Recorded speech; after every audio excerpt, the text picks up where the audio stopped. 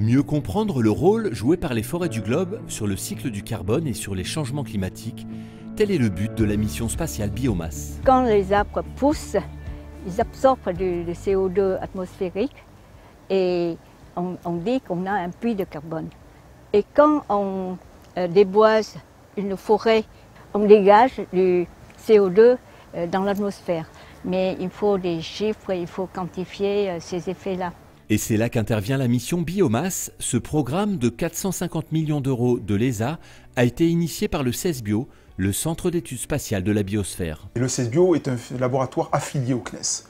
Donc le CNES, naturellement, a supporté cette mission dès le début et a apporté un soutien en fédérant les équipes scientifiques françaises autour de la mission. Le satellite et son radar à l'antenne géante doivent être lancés en 2020, une première mondiale, car jamais un radar de ce type n'a été mis en orbite. Un radar classique actuel, un radar spatial actuel, il va s'arrêter en haut de l'arbre parce que l'onde va être absorbée. Tandis qu'un radar comme Biomasse, qui fonctionne beaucoup plus bas en fréquence, va pénétrer et va pouvoir voir les troncs.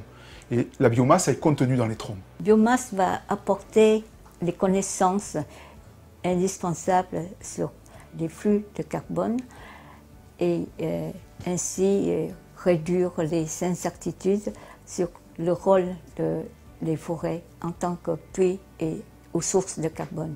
Mais pour cela, des modèles informatiques spécifiques doivent être créés par les chercheurs en utilisant les informations obtenues à partir d'images radar. On va faire des acquisitions à partir de radars aéroportés.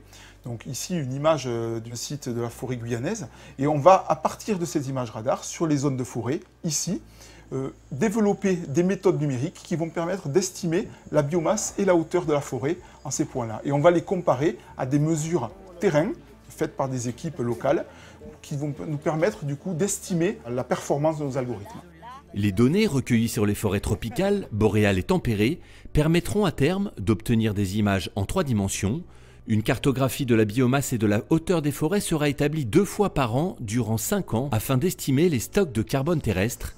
Biomasse va suivre également l'évolution des zones arides et des glaciers, des informations essentielles au diagnostic du poumon de notre planète. J'aimerais bien que grâce à la mission Biomasse, l'homme prenne conscience de la richesse de la forêt, de la biodiversité présente dans ces forêts-là, et également de la fragilité de ce milieu.